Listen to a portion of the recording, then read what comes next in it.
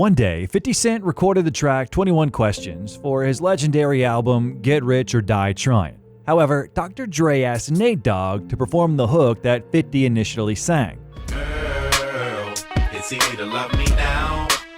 Would you love me if I was down? This decision undoubtedly helped the song appear in a whole new light, since Nate was one of the best in performing choruses. Till the room comes off, till the lights go out, till my leg give out, can't shut my mouth. Without exaggerating, Nate Dogg was the king of hooks. He didn't have a successful career. However, other artists wouldn't have become successful without his voice. 30 years have passed since Nate Dogg's first hit song, Regulate. For many, their love for hip-hop began after listening to this song. The east side of the LBC on a mission trying to find Mr. Warren G. Nate was born in the city of Clarksdale, in the state of Mississippi. His dad was a pastor, and his mom was responsible for singing in the church where little Nathaniel sang in the church choir. At the age of 14, after his parents' divorce, Nate moved to California. During one of the church picnics, being Snoop Dogg's cousin, he met Warren G. At the age of 17, he dropped out of high school in Long Beach and left home to join the U.S. Marine Corps. He was an ammunition specialist. After returning 3 years later, he was kicked out of the house by his mother. And together with Snoop, who was also given the proper send-off at home, the boys were forced to turn to crime to earn a living. But despite that, they never forgot about music. Under the influence of his then idol Richie Rich, whose group was called 415, they created a group called 213. Initially, yet another one of Nate's cousins, called Lil Half Dead, was included, but he later went solo. There was a studio in a store in LA, and that's where they recorded their first track, Long Beach is a Motherfucker. These guys recorded solely for themselves, just to be able to hear how their voices sound on tape.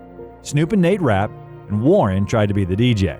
You know, the homie that's in jail. You the homie fag, you know what I'm saying? The pretty famous Dre, who happens to be Warren G's stepbrother, became one of the main guys in the rapidly rising label company Death Row Records. It was a difficult task to get him interested in 213's work. Dre was more interested in Snoop. In the house with the pound like every day, and I'm right back up in you with Dr. Dre. The young singer's official debut was on Dr. Dre's epic album, The Chronic, which led to the signing of a contract with Death Row.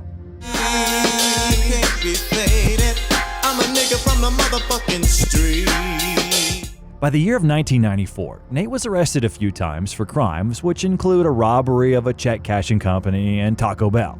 One More Day became Nate's first successful solo work. In the song, he talks about his time spent in prison. One more day. One more day. Our hero's time was ticking, and the release of his solo album was delayed. By that time, Warren G was offered a contract at Def Jam. The first single from his debut, Regulate G-Funk Era, under the name Regulate, became famous worldwide. And, in sincere honesty, Nate Dogg deserves the main credit for that. The east side of the LBC on a mission trying to find Mr. Warren G. The song made it to the second spot in the Billboards and was nominated for a Grammy in the category of Best Song Performed by a Duo or a Group. This was a great honor for rap back in the day.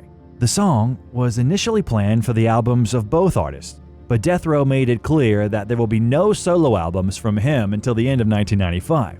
Generally speaking, the relationship between Suge and Nate was tense from the very beginning. Nate always carried a gun and wore a bulletproof vest because he didn't trust people who went there.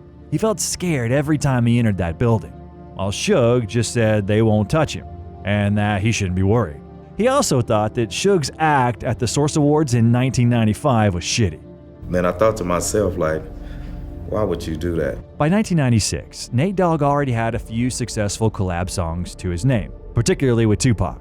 If you were to check out the All Eyes on Me album, then you could notice Nate featured on 2 tracks that, along with the banger Ambitions as a Rider, are the opening tracks of the album. No matter where I go, I see the same hole.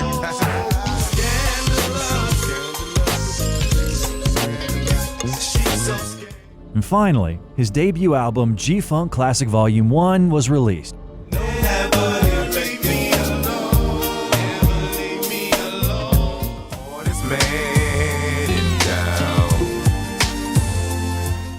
To put it bluntly, Death Row completely disregarded his solo album, which had every bit of potential to have a good run in sales. The label stopped printing his discs, and just 3 weeks after its release, the album could not be bought anywhere. All of these misunderstandings led to Nate Dogg leaving the label and deciding to open up his own label company, where he bought the rights to his own music from Night. He added a few extra tracks and released G-Funk Classics Volume 1 and 2. To all the non-believers, now I bet you see, nobody does it better than me. In the album's first week, it sold 33,000 copies and reached the 20th spot on the R&B charts. This quite seriously upset Nate. Those close to him said that it seems that he might be missing something when it comes to solo songs. His circle thinks that it was always easier for him to work with someone rather than alone, which is why Nate continued taking part in collab songs with many rappers. Take a seat. Hope you're ready for the next episode. You don't really wanna fuck with me. Only nigga that I trust is me. All the real smokers know Nate ain't passing nothing but dope indeed. And with his hooks, he was also helping those new to the game. Take the track with Fabulous as an example. Can't Deny It was the artist's first hit song, which helped the rapper gain popularity. I can't deny it. I'm a fucking rider. You don't wanna bang with me. Yeah. He once said in an interview that he wants to become the artist with the highest number of collaborations with other performers. Different area code. Area code. Bro. However, he didn't forget about solo releases. So his next album became Music and Me, which peaked at number 3 on the Billboard Top R&B/Hip Hop Albums chart. I got love for my homies who be rolling with me. Play no game. For money, cause the money's the game. Side homie, it's a Long Beach thing. Girls, so fine. I can't help it, got to make.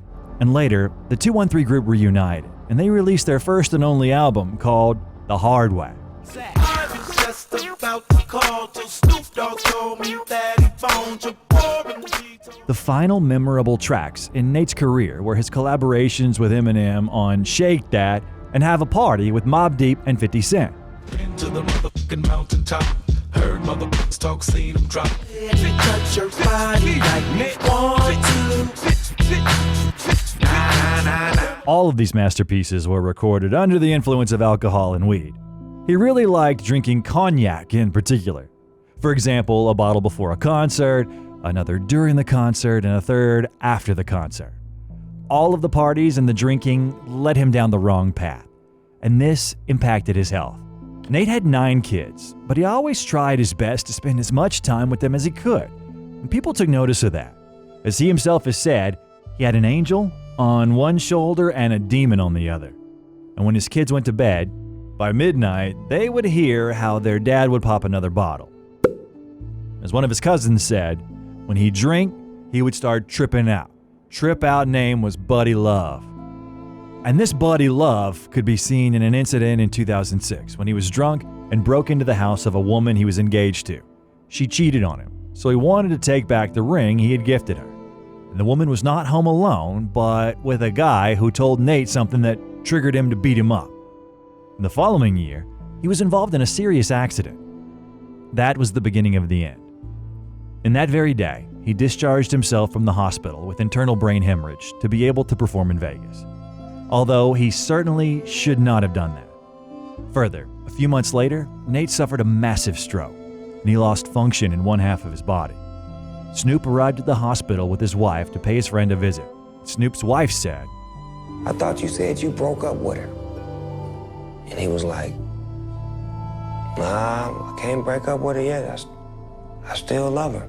And I didn't know what the hell they was talking about. Then I looked down, and there was a bottle of Hennessy right by his leg. He decided to organize a choir. He didn't just do this for himself, but for his mother as well. When Nate was in the hip-hop industry, his mom couldn't listen to his tracks. She considered his work to be vulgar. Nate really wanted his mom to listen to his songs, so he invited her to the studio to help create songs. Despite that, he continued drinking, even though his family told him not to every single day, and he would respond saying not to worry about it. In 2008, he got married to LaToya Calvin. However, this marriage didn't last for long. she filed for divorce a few weeks later. Nate had enough problems on his plate without this issue. He had high blood pressure, which he was on medication for. However, stressful situations and his intense lifestyle led him to getting another massive stroke a few months later, which completely, physically incapacitated him for the rest of his life. He was fully paralyzed. He couldn't walk nor talk.